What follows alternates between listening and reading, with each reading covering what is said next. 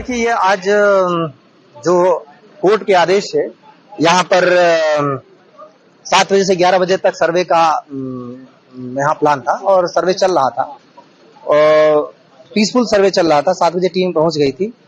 इसी दौरान कुछ लोग इकट्ठे हुए जामा मस्जिद के सामने नारेबाजी करने लगे और नारेबाजी के उपरांत वहां पुलिस की सुरक्षा थी, पर्याप्त सुरक्षा थी।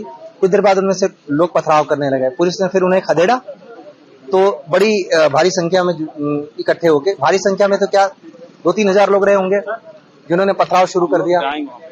और उस पथराव के बाद जब पुलिस ने आंसू गैस के गोले छोड़े तो उनमें से फायरिंग भी छत पर से की गई। उनकी पहचान की जा रही है कि कौन कौन लोग थे उसमें।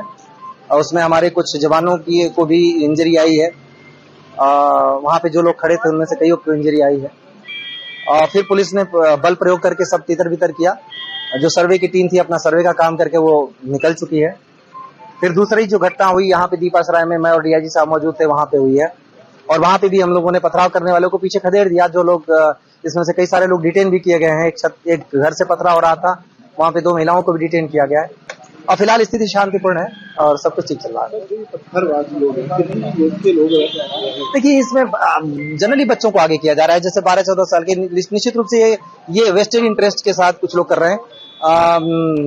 25 साल से कम उम्र के ही सारे लोग हैं। इनमें महिलाएं भी शामिल थी। उनमें से कुछ को हमने अरेस्ट किया है। लोगों से अपील की है कि किसी के बहकावे में ना आवे और किसी भी तरीके से ये जो प्रक्रिया है उस प्रक्रिया का इस तरीके से प्रतिक्रिया न रहे। कोर्ट का की प्रक्रिया है, कोर्ट में जवाब इसका दिया जा सकता है। अभी शुरुआती है, अभी सिर्फ सर्वे हो रहा है ना। जब मस्जिद के स्ट्रक्चर्स के साथ कोई छेड़छाड़ की जा रही है, न कोई ऐसी मंशा भी है। तो अच्छा रहेगा कि कोर्ट में ही अपनी बात कहें और अपनी बात को सही तरीके से रखें।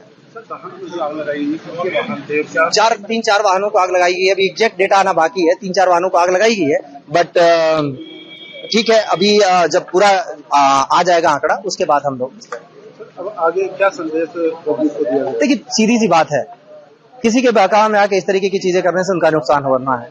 जितने बच्चे हैं जो डिटेन किए जा रहे हैं, जिनके ऊपर कार्रवाई होगी, इसमें पता नहीं कितने लोग घायल हो रहे हैं, हमारे लोग भी घायल हो रहे हैं। भविष्य उनका खराब होगा। बेहतर है कि इस तरीके की चीजों में न पड़े। कोर्ट का मामला है, कोर्ट में इस पर अपनी बात रखी जा सकती है। सबके पास अपने अपने प्रमाण और दस्तावेज हैं और ये कोई ऐसा नहीं है कि आज ही कल में फैसला होने वाला है। एक लंबी चलने वाली प्रक्रिया। इस प्रक्रिया में बेहतर हो कि कोर्ट में अपनी बात रखें। इसका पुलिस प्रशासन से कोई लेना देना नहीं है। एक और गंभीर घटना हुई है जिसके बारे में आपको जानकारी होगी। संभल की सर्वे हो चुका था, चुनाव के चर्चा न हो पाए, हमारी आपकी प्रेस गड़बड़ा जाए, इसलिए जानबूझ करके सुबह सर्वे की टीम भेजी है जिससे माहौल खराब हो जाए, कोई चुनाव पर चर्चा न कर सके। और जो जानकारी मिल रही है उसमें जानकारी है कि कई लोगों को चोट पहुंची है, कई लोग घायल हैं और एक नौजवान नईम उसकी जान चली गई है। आखिरकार जब सर्वे हो चुका था मस्जिद का, तो दोबारा सर्वे क्यों करा ये सरकार, और वो भी सुबह और बिना तैयारी के। कानूनी और कोर्ट के जो प्रोसीजर उसमें मैं नहीं जाना चाहता हूं कि दूसरे पक्ष की सुनवाई ही नहीं है, कोई सुनने वाला नहीं दूसरे पक्ष को। और ये जानबूझ के इसलिए किया है कि आज किस बात पे चर्चा हो, किस इमोशन पे चर्चा हो, ये जानबूझ करके सरकार ने कराया है। ये जो संभल में हुआ है, बीजेपी सरकार प्रशासन सब ने मिलकर कराया जिससे कि चुनाव के धांधली पर, चुनाव की बेईमानी पर चर्चा न हो सके।